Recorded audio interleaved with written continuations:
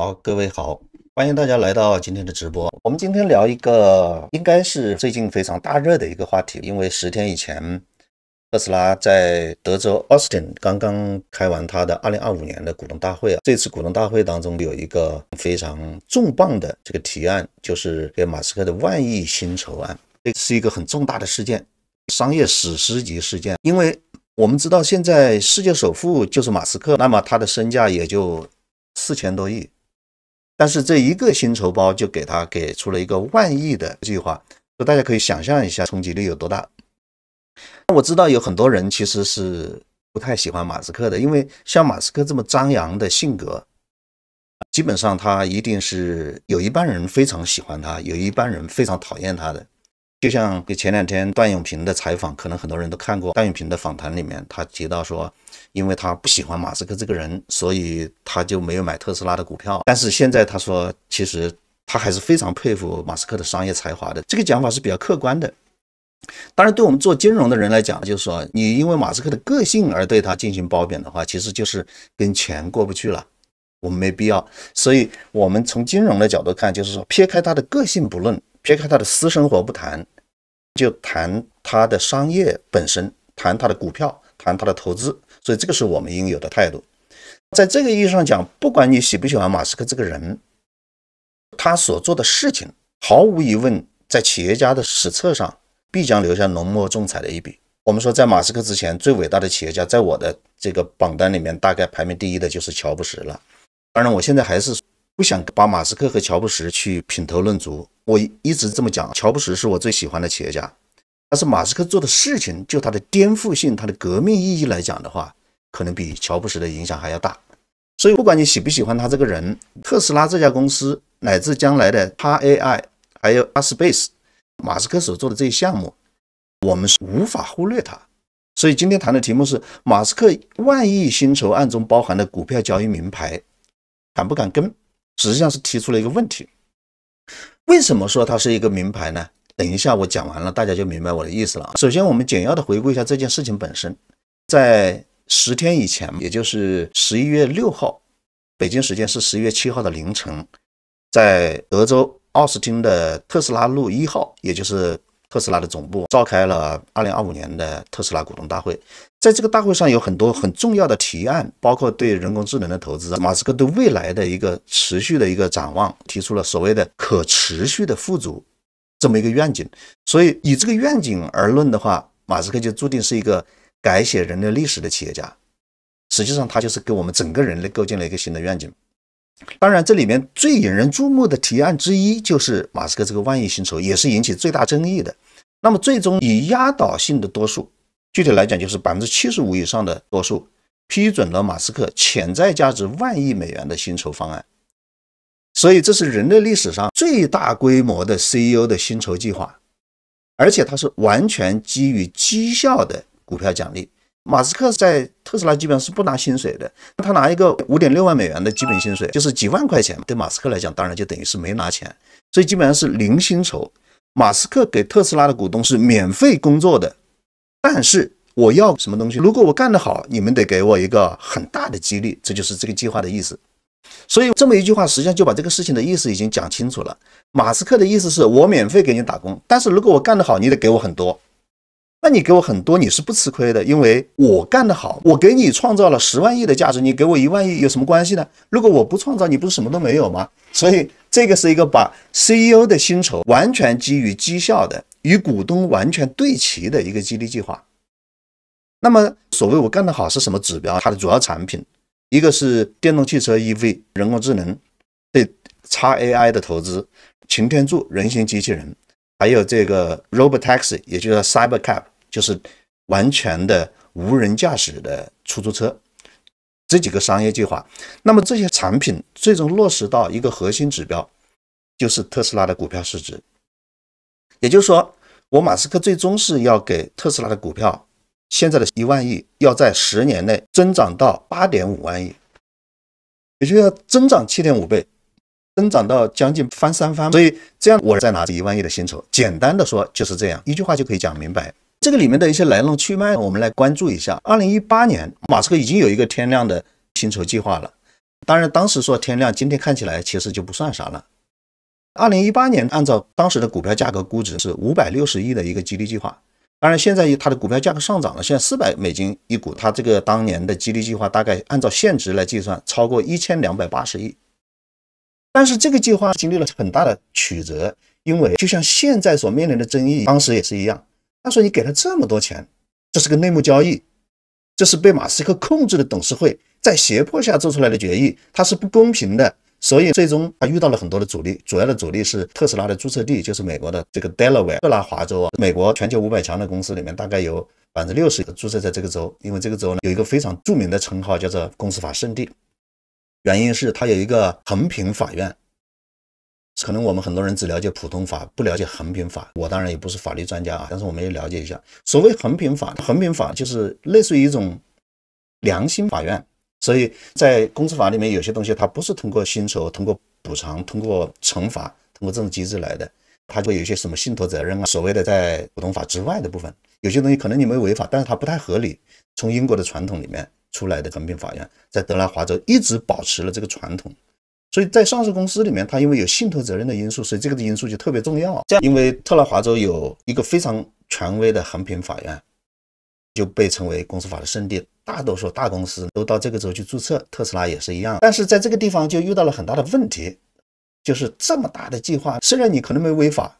但是衡平法院我來評估一下，發現你這不公平，有違股東的信託責任，可能是被馬斯克控制的，所以就把它擱置了一部分。我們簡單的看一下，當時特斯拉董事會批准對馬斯克的績效薪酬包，主要也是用期權來實施的，一共把它分為12批，市值從500億增加到5000億，按照里程碑來解鎖，就是說要讓特斯拉的公司市值增長10倍。你看2018年500億到現在已經1萬億了啦，但是你如果達到5000億，馬斯克當時就可以拿下來560億的薪酬，按照現值就是1280億。在第一期的時候，馬斯克在市值達到1000億美元的時候已經解鎖了一部分期權，但是到了2024年1月，這個薪酬方案被推翻了，原因是特拉華州的衡平法院的法官叫做 Cormick 裁定這個薪酬計劃無效。為什麼無效？他說因為董事會缺乏獨立性，過程不公，馬斯克控制了這個公司裡面22%的股份，那所以就說你自己自彈自唱，不公平，有違股東信託責任，侵犯了中小股東權益等等這樣一些說法，這樣的話就凍結了剩餘的解鎖。馬斯克當然不服了，我連薪酬都沒拿，我1分錢都不拿，我就是根據業績來拿錢的，結果我現在業績做得好了，你說這東西無效，馬斯克就向特拉華州的最高法院上訴，現在還在審理過程當中，還沒有結果出來。但是馬斯克很生氣，然後就做了2件事情。第一件事就是把公司注冊地從特拉華州遷到了德州，因為德州是美国著名的紅州了，比較主張市場化的。他公司總部現在有德州，股东大概在德州開的。第二個呢，他就推動搞出了我們今天講的新激勵計劃，就是2025年的萬億薪酬包。這樣他就到德州以後啊，特斯拉股東以80%的支持率重新批准了原來的2018年的薪酬包。但這是在德州的法律框架下，然後馬斯克已解鎖部分剩余期權，價值數百億美元，但是該包在執行中非全部解鎖，因為時間還沒到。另外，他還面臨着上訴的風險，因為他已經上訴了嘛。上訴了以後，如果失敗，特拉華州的最高法院如果判決馬斯克敗訴的話，可能還需要退回一部分。那馬斯克怎麼受得了這個氣呢？他是一個很強勢的人。所以在這個基礎上，他就搞出了2025年的方案。所以2025年的方案是要覆蓋原來2018年的方案的，它是對2018年方案的繼承與發展，是直接延續了2018年的方案。這個為什麼我們叫萬億薪酬包？按照現在它如果完成那些目標，解鎖的股權的數量來計算，它的價值大概是1萬億美元，稅後淨值目前的測算大概是8780億，並不是替代2018年的方案，而是延續和擴展了2018年方案。因為現在的情況就已經過去了6年了，在這個世界發生了变化，產品線也不一樣了，像擎天柱這些東西，完全的無人駕駛等等這些因素全部都來了，無人出租車，他們的基礎是一樣的，就是18和25均為零薪水加績效期權，完全基於績效的。2025年的方案繼承了18年的剩余未解锁的批次，就是原來還沒有解锁的那一部分，把它納到新方案裡面来，并擴展了新的里程碑。最終目標原来是要達到5000億，現在是從1萬億要搞到8.5萬億。所以我們可以看到，未來10年，馬斯克作為一個企業家，給我們展示了一個非常樂觀的社會前景。升級了什麼地方？第一個就是2025版延長到10年。另外就添加了人工智能和机器人的目標，主要就是擎天柱和这個無人駕駛出租車，綁定了馬斯克的更長任期，他至少要任 CEO 到8年左右，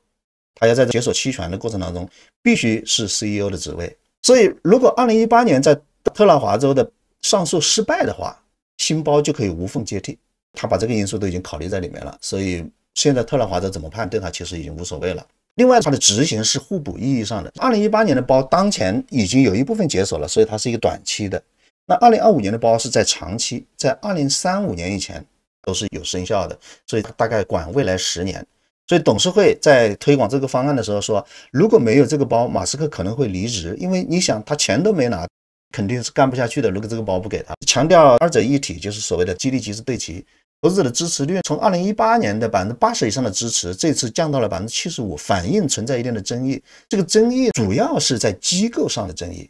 散戶大家都是高度認同馬斯克這個激勵方案的。大家如果去看現場視頻，你可以看到現場大部分都在喊 Elon Musk，Elon Musk 就是擁護的聲浪，一浪高過一浪。所以總體上講，這個方案非常體現馬斯克的性格，就是這種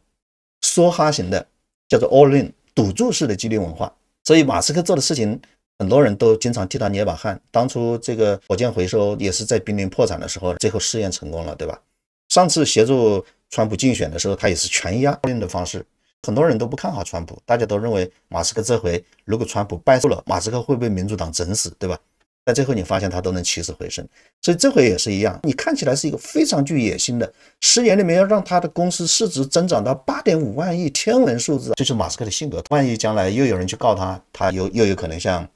這個特拉華州一樣遇到法律風險。那整個投票的情況基本上就是散戶是80%以上投支持票，大多數散戶可能更多考慮就是我这股票要升值，相当于馬斯克免費給我打工，他讓公司市值在未來增長7到8倍，那我給他一點激勵是應該的嘛。但是機構投資者有一部分反對，主要是包括一些養老基金覺得這太激進了，還有一部分 ESG 就社會責任方面的一些基金都反對。其中有一個機構叫 ISS， 這個叫做 Institutional Shareholder Services， 叫做機構投資者服務。這個 ISS 是一個著名的基金評級公司，叫 Morningstar 晨星的一個子公司，是屬於一個在 ESG 的領域很有影響力的一個社會服務機構。他是表示強烈反對的，認為這是過度激勵。所以對於過度激勵，市場從來就存在兩派不同的觀點的。等一下後面我們還會討論這個問題。譬如說巴菲特他就不喜歡過度激勵，所以巴菲特自己也只拿10萬的年薪，在他底下所有的職業經理人給的薪酬都不多，而且從來不用股票期權的激勵。但是馬斯克的性格顯然跟巴老的性格是完全不一樣的，所以他採取的是反向的做法。那麼股東批准以後，結果發現最近特斯拉股票走得不錯哦，說明什麼？市場的反應跟散戶的反應是一樣的，就大家看馬斯克對自己的公司這麼有信心，他願意全身心投入，他最好不要分心，最好是全身心撲在特斯拉上，這樣是我們股東的福音，對市場有樂觀情緒。好，薪酬激勵的整體結構我們來簡要的看一下，主要就是用股票期權和限制型股票的方式，價值是取決於特斯拉的股票價格和市值的增長。現在我們估算它值1萬億，這是估出來的，如果目標全部達成的話大概是這樣。時間框架，馬斯克至少要在特斯拉任職 CEO 達7.5年，並且在10年內達成所有目標，如果沒有達標就沒錢。當然如果達成一部分可以獲得數十億美元，但是全部達成是1萬億，如果什麼都沒達0。另外他採取的是一個分批解鎖的機制，每個批次都有一系列的績效指標，所以相當於馬斯克跟特斯拉公司做了一個对賭。最核心的指標是市值，也就是說股東的目標很明確，股票漲，股票最好是在這從1萬億漲到8.5萬億，也是漲8.5倍吧。所以現在的股票價格是這個400塊錢了。那麼在10年以後，如果馬斯克成功了，那你按照現在的股權數，大體上至少就要漲到$3500以上。所以這就是我標題裡講的，這是一張明牌，就馬斯克是有信心的，不然他拿不到錢。同時還有一些績效的指標，這些績效指標包括每年實現車輛的生產和交付2000萬辆，就是電動汽车特斯拉，具體分批特斯拉市值先达到2萬億就開始解锁一部分，當前是1萬億，就是翻倍以後開始解鎖一部分，後續還有9批，每增加5000億美元的市值就解鎖一批期权，這個股價從當前水平上大概至少要漲466%，就是將近5倍吧。那最後一批市值達到8.5萬億2000萬辆的目標，最解锁最后一部分。主要的核心就是要股票漲8倍 ，OK。那麼1万億是怎麼算出来的？這個細節我們就簡單過一下吧。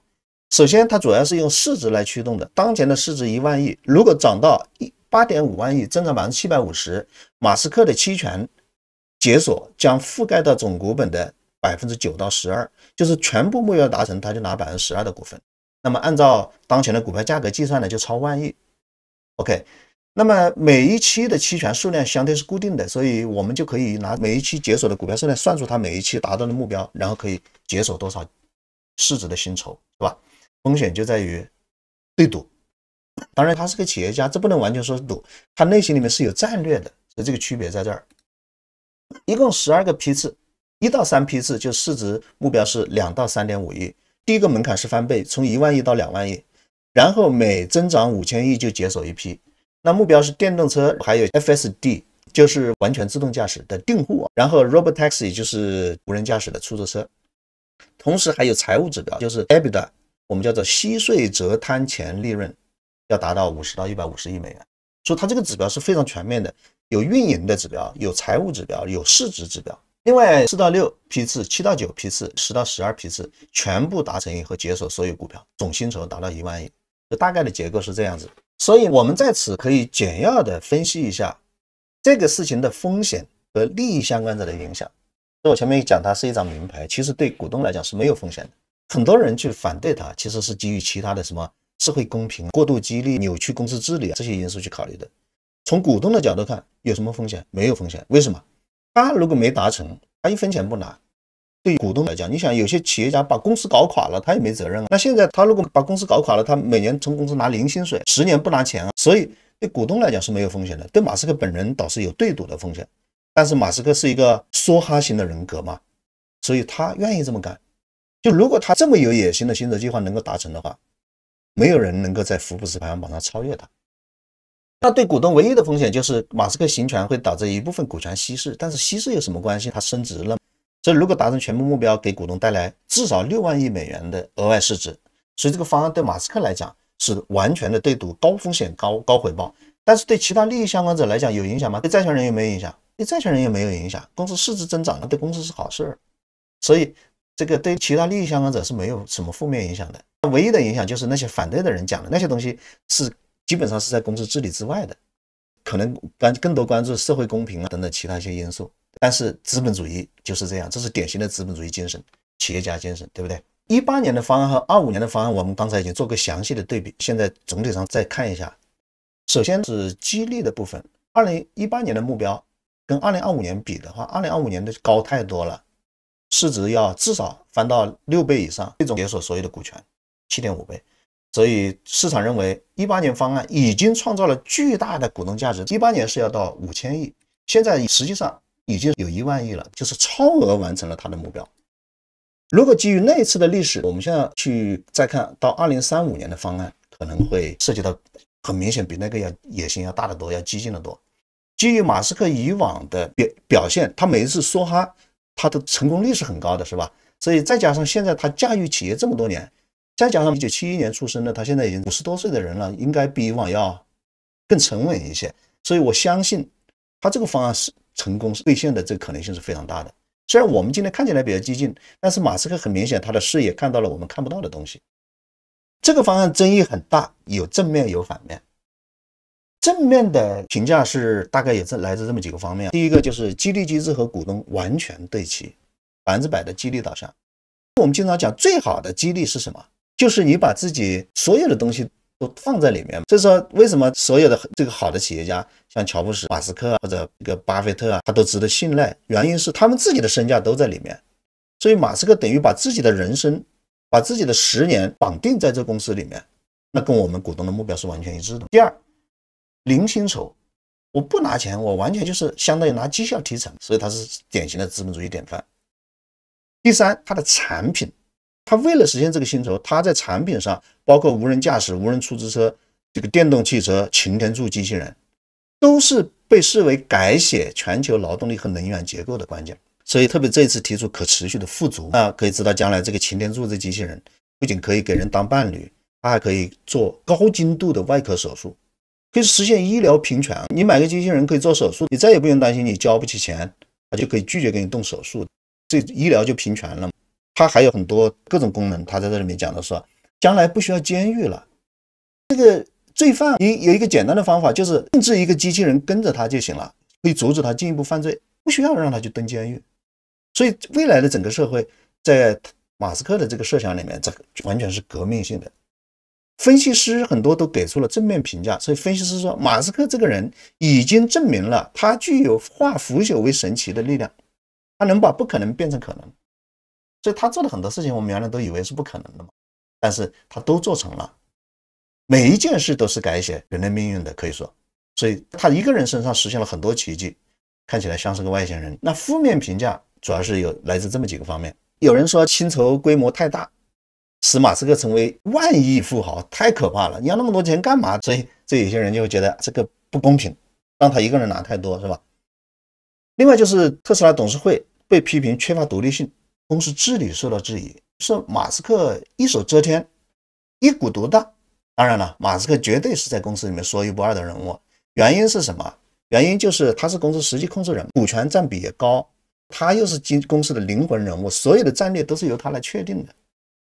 但是对一部分希望能夠分權的，对一部分人來講，就會覺得這公司治理上問題很大。另外，部分環保和社會組織就認為可能財富不均、氣候不公等等，大家每個人享受的資源太不匹配了。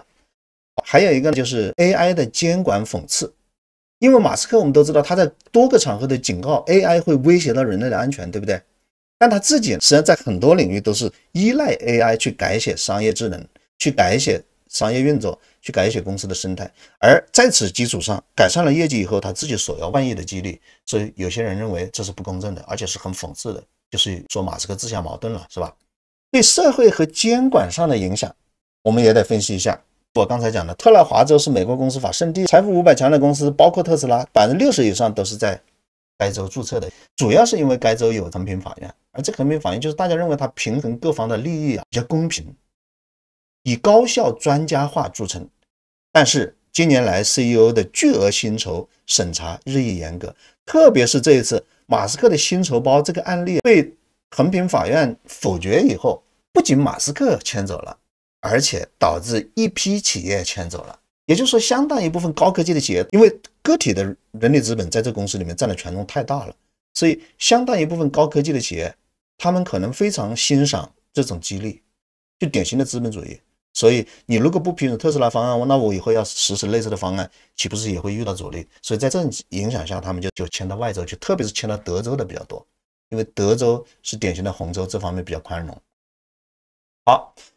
我這裡有一個很有趣的視角，就是把馬斯克這種梭哈式的激勵機制，很多人都認為是過度激勵。那麼這種過度激勵機制跟像巴菲特這種傳統企業家的保守激勵機制做一個對比。大家看我這裡有兩段話，這兩段話就是我直接從他這個年報裡面翻譯出來的。巴菲特的管理是甩手掌櫃，我們知道他對子公司基本上是不管的，所以他說我們有幾個重要的優勢，這些優勢可以抵消規模上的劣勢。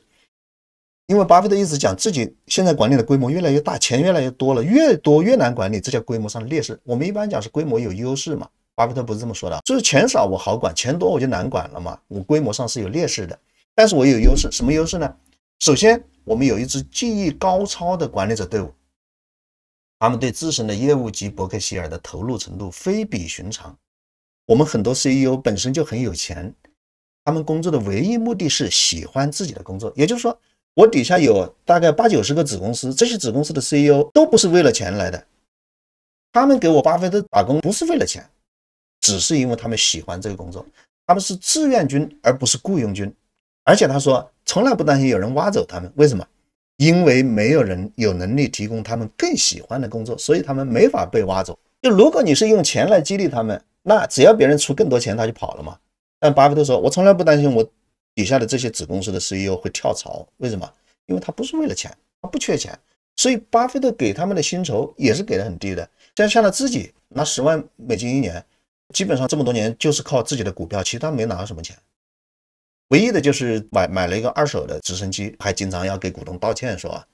很抱歉，不應該買這麼奢侈的東西。所以這種就是傳統的激勵機制。因為我們經濟學上其實有一部分理論是支持這個東西的。什麼意思？你發現，比如說你去籃球場上去投籃，如果你投進去一個，我就給你獎勵10塊錢，你就會發現你很容易投進去。但是如果你投進一個，我給你獎勵10萬，你就發現你投不進。為什麼？因為你很緊張，所以這個就被過度激勵了。這個心理學家研究過的，就是過度激勵，它就會導致你很緊張，這是一個。第二個，在公司激勵裡面，過度激勵還會導致一個嚴重的問題，就是導致他們去豪賭。我們知道很多公司在引進 VC 引进風投的時候，他們都會簽對賭協議。對賭協議是一把雙刃劍，有一些企業對賭協議賭成功了，還有一些企業賭着賭着就破產了。原因很簡單，就是對賭協議的目標一般都比較激進。那麼企業家為了實現這麼激進的目標，他就會孤注一擲去豪賭。豪賭呢，就有可能有2種結果，一種是成功，一種是不成功嘛。所以過度激勵它是也有它的問題。巴菲特這樣的老派的企業家不喜歡過度激勵。你看他講的这很有意思，他說我們這企業家都不需要我管理的，所以說伯克希爾這經理們就完全全身心投入業務，總部也不開會，也不用擔心融資問題，也不用管華爾街。作為一個上市公司，華爾街巴菲特一個人對付就可以了，其他人都不用管。他們只是每隔2年會收到一封我寫給他們的信 ，OK， 每2年才寫一封，而且還發表在年報裡的公開信，並且可以按照自己意願隨時打電話給我。就他們要找我可以，我不找他們的。他们的意願各不同，有些經理在過去1年當中從來沒給我打過電話，但也有一位幾乎每天都和我通電話。所以說你們要給我打電話，我隨時都會歡迎的，但是我是不會找你們的，我也不會給你們給很多錢，但是你們就自己在你的責任田裡面，這就是你的天地，你就放手幹，沒有別的激勵。所以他說我們的信任是對人而不是對流程。所以巴菲特公司不搞太多流程管理，所以巴菲特的管理把它總結一下，就是概括成6個字，叫做雇好人少管事，叫做 hire well manage little。 你選對人少管事，這個就是巴菲特的激勵信條。但是你看2種極端的這個激勵方式，實踐證明都可以成功。那馬斯克目前的這個方案，它就是體現了馬斯克 all in 的企業家風格。我的性格喜歡豪賭，我是講馬斯克。目前市場的反應，就這個方案通過以後，那市場到底是說這是好消息還是壞消息呢？市場整體的反應是偏樂觀的，股價反應預期提升，就是大家認為它會上漲。而且這個方案是典型的長期主義，我看的不是1年2年，我看的周期足夠長，有10年。這個方案實施完了以後，馬斯克就已經64歲了。那麼對馬斯克來講，人生的黃金時間也是差不多這個階段了。所以這是非常典型的長期主義，而且它的目標覆蓋是非常清晰的，不僅僅是你車賣得好，還要你的電動汽車，還要你的 AI， 還要你的擎天柱機器人，整個全方位的目標願景，再加上你的財務績效指標，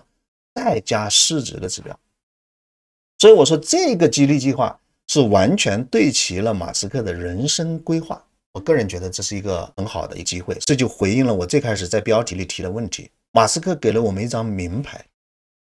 在這一刻我們有機會與馬斯克的人生同步，就看我們敢不敢跟了。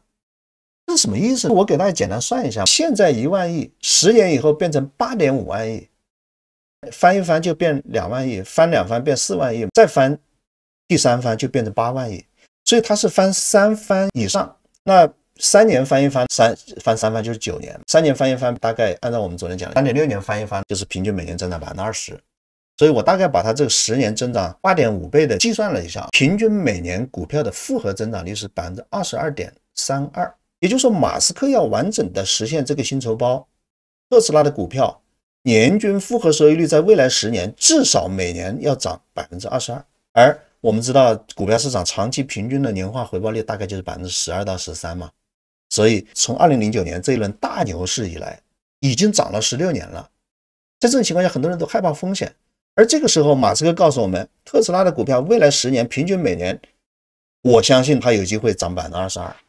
這一次，我們跟馬斯克站在同一個起點上，我們敢不敢跟他的牌，對我們提出了考驗。一個是我們有沒有這樣的膽識，第二個我們有沒有這樣的信念，第三，我們相不相信馬斯克能夠成功？這個問題我们是没有答案的，我只是把這個問題拋出來，留給各位大家自己去思考去選擇。感謝大家支持，我們下期再見，拜拜拜拜。